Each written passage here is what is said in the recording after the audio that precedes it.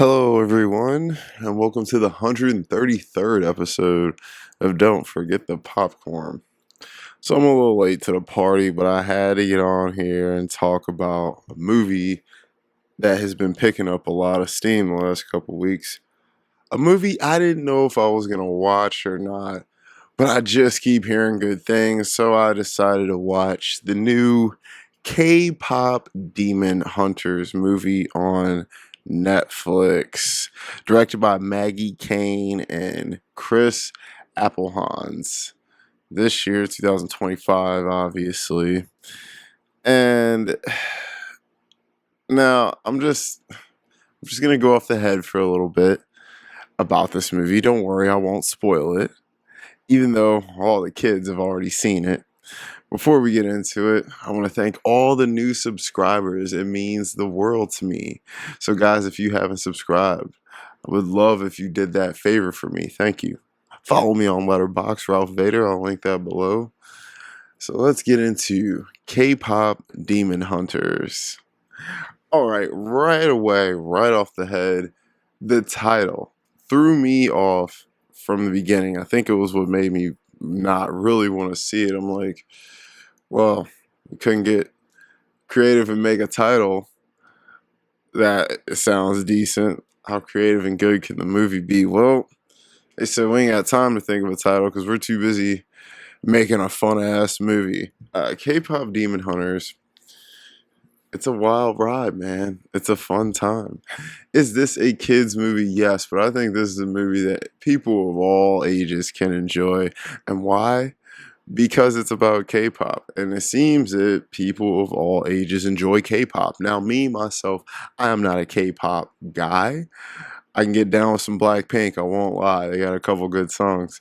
But other than that, I don't really listen to K-pop. I know a little bit about the culture and how some of the stuff goes. Not a lot. I'm not very well versed in this world, so I'm not going to sit here and act like I know everything about it because I certainly do not. But I do know that it is hot as fire right now. Uh, I know grown adults who like this stuff, little kids, like it's kind of crazy. And I think that's why this movie works so well because the fans are what make K-pop K-pop. Without these crazed kids that are obsessed with this stuff, K-pop wouldn't be making the money it's making. It wouldn't have the staying power it seems to have. So I think that the fans and K-pop go hand in hand. But before we get into any of that, we got to talk about Sony. Sony, you guys really understand how to animate a film. You really do. I mean, between obviously the Spider-Man movies, Mitchell and the Machines, and uh, now this, I mean, you guys are really doing some big things with animation. You can't get live action rights to save your life, but animation, you guys are killing it. You guys have been on a streak. It's almost like every other year we get a really good Sony animated film. And I appreciate you for that, Sony. Now, obviously, that seems to imply that I thought this movie was good. Well, I did. Okay, I did. This is not a movie that was made for me, but god damn it, it was made for me. Uh, this movie is one of those films that you hear about, you see the marketing, you see the ads, whatever, and you're like, yeah, I'm probably never gonna watch that. And then somehow, some way, you end up watching it, and you're like, why did I like that so much? I had a great time with K-pop Demon Hunters, despite its terrible title. I think they should have just named the movie Huntrix, or maybe Huntrix and the Demons, or Huntrix versus the Demons. I don't know, something. Because Huntrix is the name of the main band in the movie. But whatever. The title's the title. It is what it is. But it's a title now that has a lot of staying power. So I guess it works because when people hear K-pop Demon Hunters 2, it's going to go insane. So yes, I did have fun with this movie. This movie is about a band of three ladies who have very powerful voices. Their voices are strong enough to defeat demons, but they are in the world's biggest K-pop group, Huntrix. And Huntrix is badass, guys. I'm just gonna keep it real. Huntrix is badass. The three girls are incredible. I love them. All three of them. All three of them have very different, distinct personalities, and they all mesh well together to make this awesome band. And I mean, these guys were funny. These guys were likable. These guys are characters that you could easily see people taking to and wanting to see and listen to over and over. And I think they did a very good job of making this band translate to the superhuman powers that K-pop artists seem to have and the effects they seem to have over the public. Because I was falling in love with Huntrix as I was watching this film, and like I said, I'm not a K-pop guy, but Huntrix was incredible. So this film is about these three girls in this band who fight demons, and there's a super demon god guy who wants to suck all the souls away, and he's gonna do it through music with his boy K-pop band, the Saja Boys, and these two bands are gonna rival each other in this film for the sake of good and evil. Simple plot, very easy, but I also think that this movie is a little more complex and deeper than it appears on the surface, because this movie seems to tackle a lot of social commentary that goes on that side of the music industry. Now, I actually, in my letterbox review, I said that this would be a great double feature with the movie Sinners, which anyone who watches this channel know I absolutely adore and love. Probably the best movie of the year so far. And the reason I say this would be a good double feature with Sinners is because this movie, just like Sinners, is about how music can transcend and do magical and great things, and how the power of music has the abilities to stop evil and also the abilities to attract evil. And oddly enough, you'd be shocked at how similar these two films are, in some of their themes and messaging. And I'm saying, you watch this and watch Sinners, man, you're having a great night. But this movie deals with not only a more modern side of things, but the commentary on the industry. I mean, there's a lot in the K-pop world. Everyone knows about the strict regimens the artists go through. They have to look a certain way, be a certain size. Like, I mean, have you guys seen these K-pop artists? I mean, dude, like the guys, holy hell, these guys look like dolls, man. They're like, I'm like, these don't even look like these don't even look like people. Like, they're too perfect. Like, these guys, I'm like, man, you literally don't have a flaw on you. Like, everything is it's insane. And the women, I mean, as gorgeous as some of these women are, it's like, man, they're so, everything is so pristine. It's like, man, there's not a hair out of place. It's just, it's crazy how perfect these individuals are at all times. And of course, the fan culture. The fan culture is insane with K-pop. I mean, we all know that Asian culture as a whole, it gets that way with a lot of things, with manga, anime, whatever. People get obsessed with it, and people wear it on their sleeves like an identity, like a badge. And I mean, these K-pop fans are no different. I mean, they are, and like I said, it's all ages from, you know, 8 years old up to 40. I see grown men and women, running around singing K-pop songs and dressing all like like that's their thing though. I don't care. It's cool. I got no problems with it. Everybody's got their thing.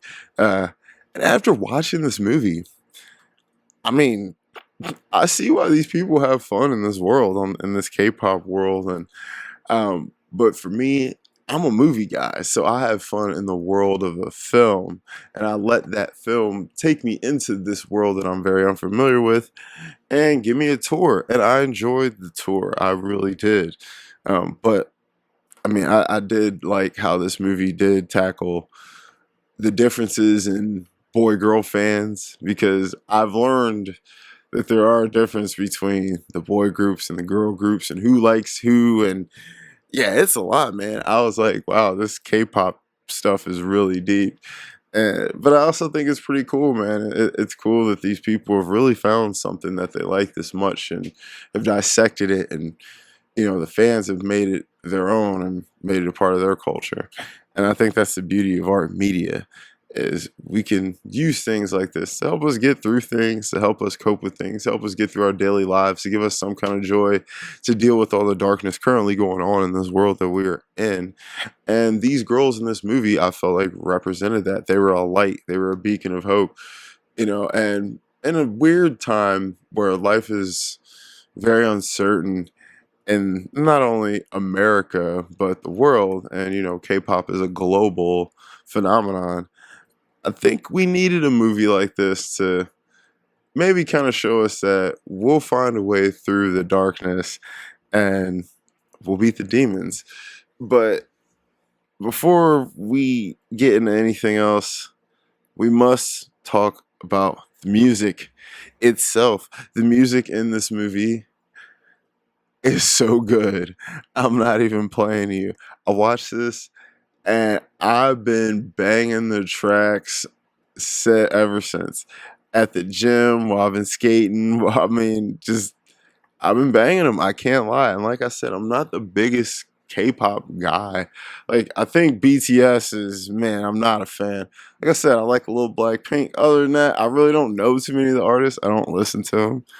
But I was listening to this shit, man. This got me going. Uh, I had a great time with this music. It's very well done. The beats knock, the hooks are catchy. The artists they got to perform them, give voices. I mean, they really did their thing, and I do like how K-pop is really just a mashup of a whole bunch of different genres. And I like how they use a different language. There's some Korean with the English, and that's really cool. And this movie soundtrack, I mean, it's charting for a reason. There's a reason that the fake artists in this movie are charting up there higher than some of the real artists. This stuff knocks. If you're curious as to what my favorite song from the movie was, it was Take Down. That thing's been running through my head rent free, ever since I watched the movie. And like that hook on that song, it just burns through my head. Like it's so good. But yeah, the music, I have to say, I was impressed. And that was my biggest concerns going into the movie. Is the music going to be any good? Because the music's not good, the whole movie will fall apart. Because this is a music movie. And the music does deliver, man. So yeah, I get why the soundtrack's been knocking. So this movie blew up, right? It's a fun movie. The animation is beautiful. It's got a decent social commentary that people who aren't kids can sink their teeth into a little bit and get a little bit deeper into the plot. Where it's got plenty of pretty colors, good music, and fun times and action for the kids. Kids will absolutely enjoy this movie. Little girls will be watching this movie over and over, and I fully understand why. And like I said, the music itself is phenomenal. And all of those things are the perfect ingredients to make a great hour and a half kids movie. This movie does not overstay its welcome. It's paced beautifully. I mean, I had a blast. I can't lie. I had a blast. I laughed a lot. I mean, when you got girls looking at guys' abs and crying popcorn and then the other girl eating it, it's just funny, man. It's just good animation. It's just creative.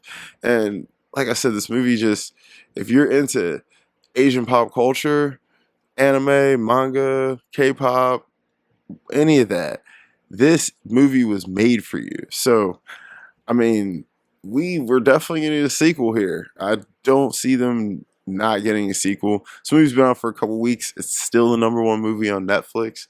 That says a lot when a movie stays up top that long or gets there later. That says even more. So I would highly, highly suggest this movie to you if you haven't seen it.